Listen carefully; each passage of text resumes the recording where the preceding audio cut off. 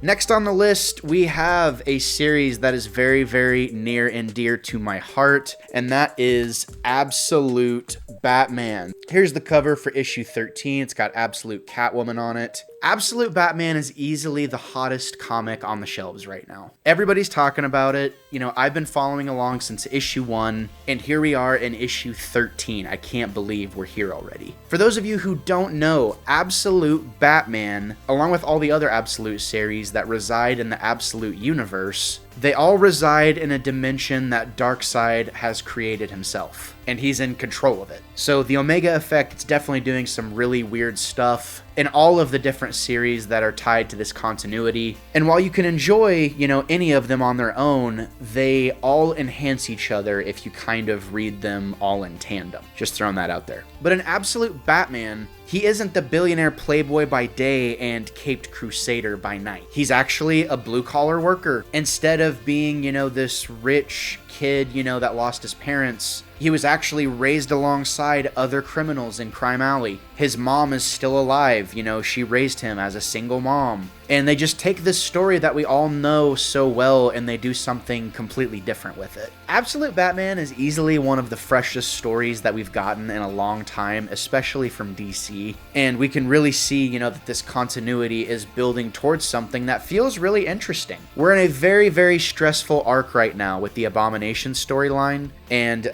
we just had the penultimate issue with issue 13. The next issue is going to wrap up that arc. And when I say it's been stressful, I mean it. During this arc, we learned that Batman is a tank weighing in at 6'9", 421 pounds, which makes this universe's Batman pretty terrifying. What makes it even more terrifying is realizing that Bane is like this. That's Batman that he's holding in his hand right now. Batman's 6'9", 421 pounds. Like I said, this arc is called Abomination, and it's all about Bane. It's all about his backstory in the Absolute universe. By exploring his backstory, we definitely get, you know, kind of peeks into how this high crime syndicate works and how they're a bunch of monsters. And honestly, like, this Abomination arc, it's one of the coolest Batman stories I've read in a long time. Essentially, Bruce was going to investigate this place called Arkham. And, you know, this Arkham, it's been kind of this looming mystery throughout the entirety of Absolute Batman so far. And he's trapped there, you know, he's trying to escape, and Bane is essentially the warden of this place. But Bruce gets trapped there. He's not really able to escape, you know, for a good majority of the time. He does escape in issue 12, but the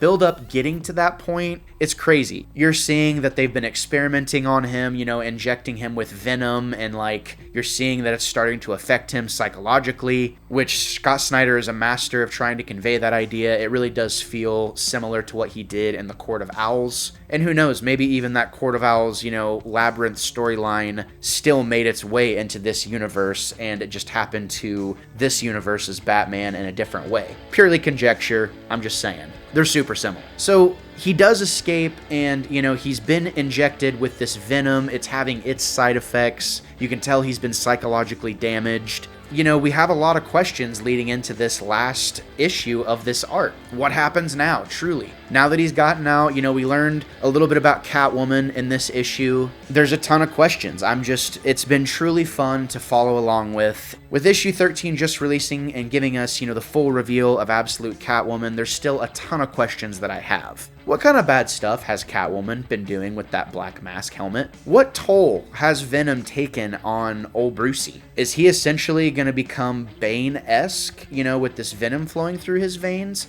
What's that going to do to his psychology? How does Bane fit into the bigger picture? Is he just kind of a pit stop along the way, or is he going to be someone that we're going to have to worry about for a long time? Absolute Batman is my favorite story that I am reading month to month, and I am really, really enjoying it.